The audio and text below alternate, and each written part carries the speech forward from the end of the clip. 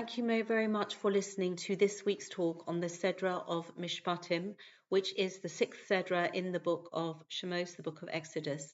And this is the final Sedra in the group that is referred to as Shovavim, which refers to the first six Sedras of the book of Shemos, which is Shemos, Va'era, Bo, Bashalach, Yisro, Mishpatim. It's the first letter of each of those Sedras, spelling Shovavim. And this is particularly auspicious, these sedras that tell of the exodus from Egypt and the receiving of the Torah at Har Sinai, and this is a particularly auspicious time, and therefore even more appropriate than usual to dedicate it to the safe and speedy release of all of the hostages in Gaza. As yesterday on Monday, we marked 500 days in captivity for those who were kidnapped on Simchat Torah a year ago, and the safety and success of all of the soldiers in the IDF as they continue their heroic and selfless missions in their efforts to secure the release of more hostages to protect the people of Israel and the land of Israel. And we are also this Shabbos going to be saying the prayer for the coming of the new month of Adar, which happens, the Rosh Chodesh Adar is going to be next Friday and Shabbos. And with Adar, we have the idea of Mishenichnas Adar Marbim B'Simcha. When Adar comes, we increase our joy, and we certainly pray that we are able to increase our joy as the festival of Purim approaches. And looking more closely at the Sedra of Mishpatim, as always, we can get such inspiration and relevance.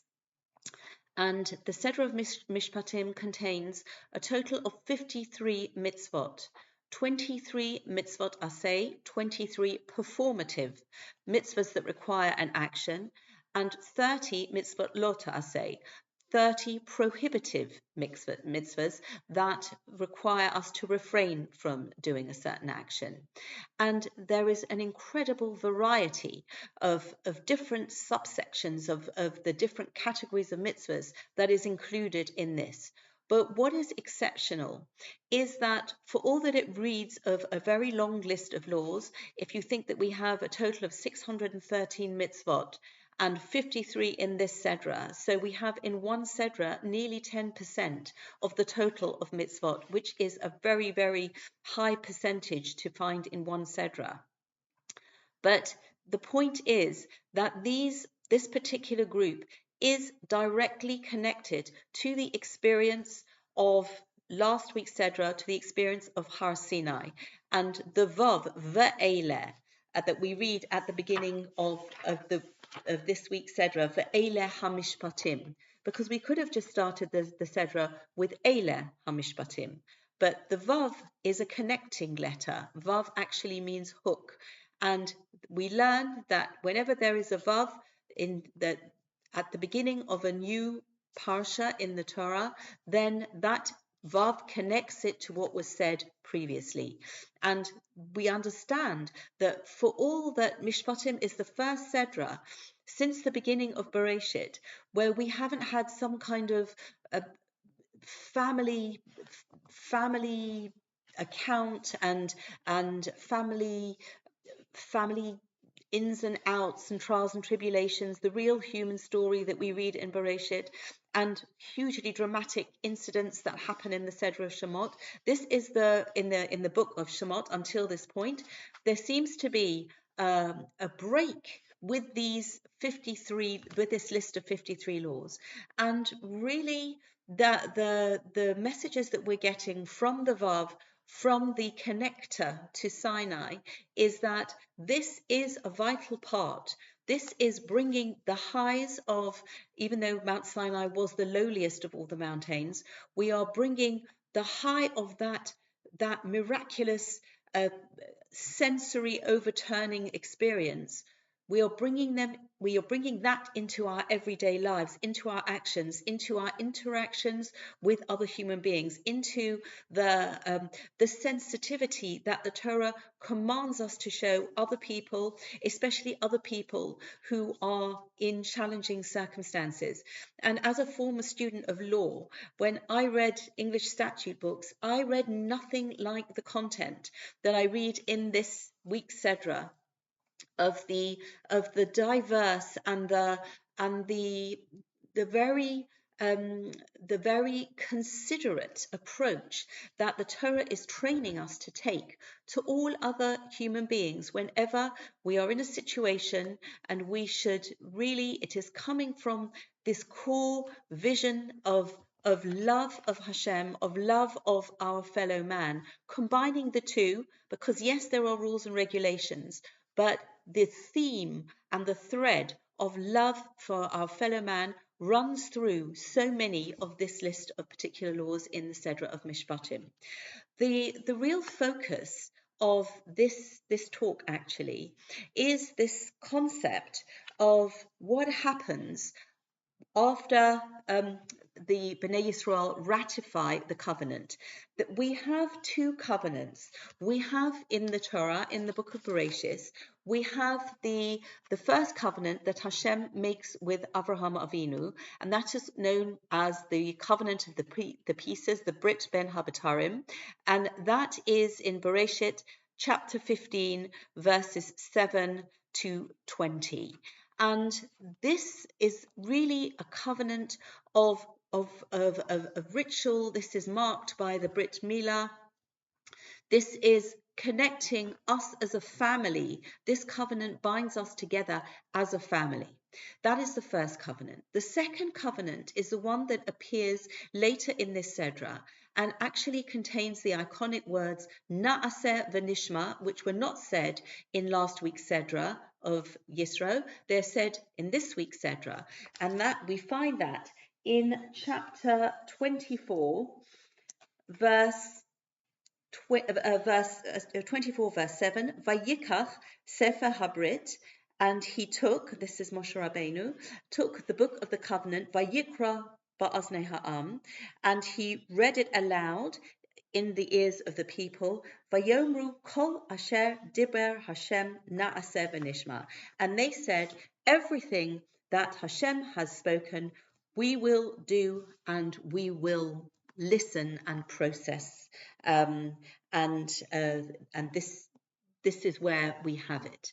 However, what we find is that before the people enter and ratify this particular Brit, we have a seemingly a group of Pesukim that doesn't appear to belong or flow with the rest of the theme of the laws and the Brit. And that we find in chapter 23, verse 20, and some very enigmatic verses. Hine anochi sholeach malach lefanecha lishmorcha badarech. Behold, I am sending an angel in front of you to guard you on the way, v'lahaviacha el hamakim asher hachinosi, and to bring you to the place that I have prepared. Hishomer miponov, beware of him, ushma b'kolo, and listen to his voice. Al tamerbo, do not rebel against him. Kilo yisa lefishachem, for he will not forgive your transgression. Ki shemi b'kirbo, because my name is in his midst. And when we look at this, and we can see that this is connecting the entry into the land of Israel with the ratification of the covenant of the Aseret HaDibrot. And what we learn from that in a way that is really so current, always current, but especially as we are going through the battles and the challenges that we are facing now, in the land of Israel, but affecting Jewish people all over the world, that we see that these two different covenants are very connected, but different. The first covenant is a covenant, if you like, of ritual. This is the covenant established by Hashem with Abraham Avinu, and as part of this covenant, there is also the blood of the pieces of the animals as they are divided. And we have an account of Avraham Avinu going into a very deep and ominous sleep. And this is really something that we do not choose. We do not choose to be born Jewish. We may choose to convert to Judaism. We cannot choose to leave Judaism. But the point is that with this first covenant, it is beyond our choice. And the connection of the first covenant and Brit Milah is, again, an 8-year-old baby boy does not have a choice. This is part of the ritual. This is part of the Brit, the eternal Brit between Hashem and his people. And we don't ask our babies. They are not given a choice. However, this second covenant is a covenant that we read after all of these detailed laws and establishing of standards of conduct, of speech, of thought, of action. And in this area, when we have with the phrase Na'aseh v'nishma, we have this idea that there is a choice, that the Bnei Yisrael, when they are on the cusp, and this is connected to entering the land of Israel, because when we join the two covenants together to have a complete whole, the covenant of the ritual and the covenant of the choosing to abide by all of the laws, the choosing to keep Shabbos, the choosing to follow in the ways of the Torah. And even though the verses that I've just read made it very clear that there is one sensible choice, but that doesn't remove the fact that somebody could turn around and choose not to be sensible and not to follow these precepts, God forbid, and not to follow in this way. And so we are able to, with this, looking at this insertion into the coming to the land of Israel and joining it together with these laws that are an integral part to our successful living in the land of Israel, as we join the people of Israel, the Torah of Israel, and the land of Israel, we have this 3-ply cord. And we know from the verse in Proverbs that the 3-ply cord is the strongest. It can't be undone. And this is what we're aiming for. And the ideas of this point that I was just making come from a book called Torah Lights by Rabbi Riskin, and I would like to Rabbi Shlomo Riskin, and I would like to actually read the concluding paragraph of the essay because I think he says it so perfectly, and he talks about the difference between these two covenants. Yes, on the one hand, every nation, and therefore any national covenant, is dependent on a specific homeland into which one is born and about which one generally has little choice.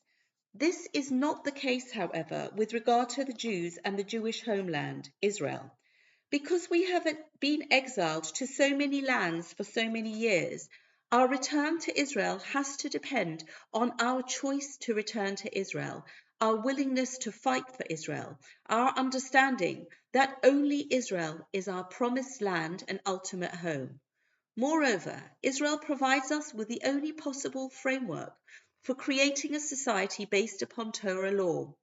The prophetic challenge of a Jewish state is that it become a model of justice and compassion, ethics and integrity, family purity, and concern for human welfare, which will inspire the world towards ethical monotheism. And if I may add the posuk, Ki mitzion teitze Torah u'devar Hashem Yerushalayim. This is our goal and our dream. And to continue with Rabbi Riskin's words, thus the destiny of the nation of Israel can only be fully realized in the land of Israel, dedicated to the Torah of Israel. The land of Israel is an integral part of our destiny as the people of Sinai. We may have returned to it as a result of the merit of our strength, but we shall actualize it only as a result of the strength of our merit. And using these closing words, the strength of our merit, please God, let the strength of our merit become ever stronger, and let the battles that we are currently facing and fighting receive the divine assistance that we need to be successful. And let us come together as one people in one land, and realize the dream of the return of Yisrael to Eretz Yisrael with the Torah of Israel on a permanent basis, with the coming of Mashiach and the rebuilding of the Beis Hamikdash. Thank you very much for listening, and wishing everybody Shabbat Shalom.